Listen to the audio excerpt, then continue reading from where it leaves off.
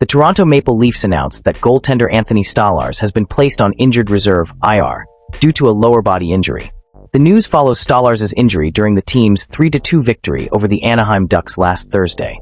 The injury occurred in the first period, during a power play goal scored by Frank Vatrano. Head coach Craig Berube initially described Stolarz's condition as day-to-day, noting that the player had not yet returned to the ice. "We have good news. He's day-to-day now. We'll see tomorrow if he can skate," Berube said on Friday. Despite the initial optimism, the team opted to place him on IR, meaning he will be out for at least a week.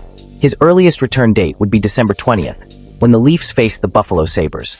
In his first season with the Maple Leafs, Stolarz has been impressive with solid stats. In 17 games, he has posted a 2.15 goals against average and a save percentage of 92.7%. These numbers place Stolarz among the most consistent goaltenders in the NHL this year.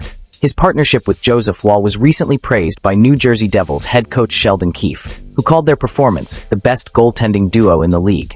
However, Stolarz's injury raises concerns.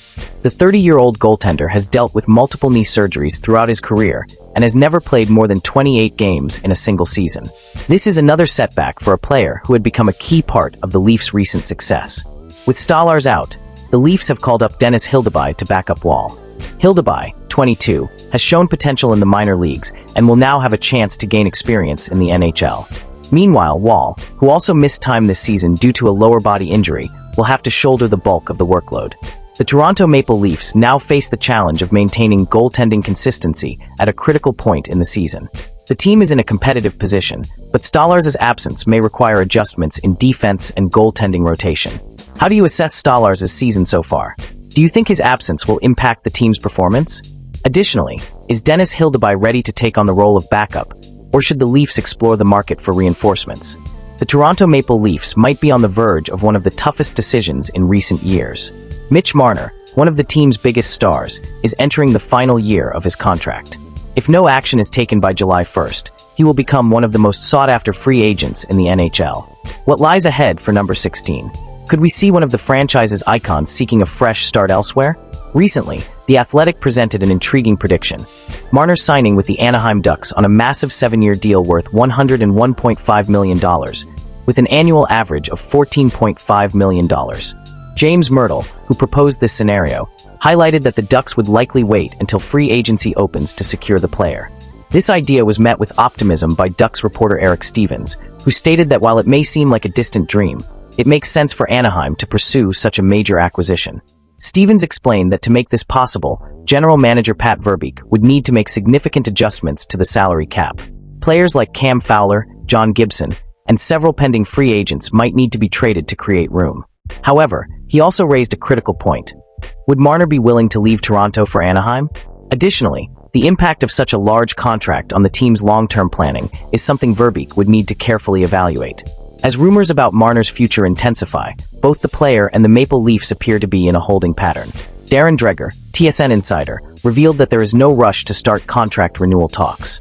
According to him, there is a good relationship between Marner's agent, Darren Ferris, and Leafs general manager Brad Treliving, but no intense negotiations are underway. Marner also seems comfortable with this approach. In 29 games this season, he has recorded 10 goals and 28 assists, totaling 38 points. Perhaps both the player and the team are waiting to see how the season unfolds before making any definitive decisions. But this raises a question that lingers in fans' minds. Will Toronto be able to offer a competitive enough deal to keep Marner, especially with the salary cap constraints? Meanwhile, the Anaheim Ducks have already started restructuring their roster, making a significant trade involving Cam Fowler. The veteran defenseman was sent to the St. Louis Blues, along with a 2027 fourth-round pick, in exchange for prospect Jeremy Byakabutika and a second-round pick in the same year. Anaheim also retained $2.5 million of Fowler's $6.5 million annual salary, showing a clear effort to free up cap space. In an official statement, Pat Verbeek emphasized Fowler's importance to the organization, praising his professionalism and contributions over 15 seasons.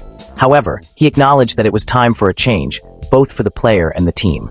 Fowler, selected 12th overall by the Ducks in the 2010 draft, left his mark in 991 games with the team, amassing 457 points.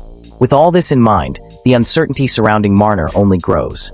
Is Toronto willing to pay the price needed to keep him, or will we see number 16 shine for another team next season? What would you do if you were in the Leafs management? And what about the Ducks? Should they invest heavily in Marner, or focus on developing young talents like Leo Carlsson?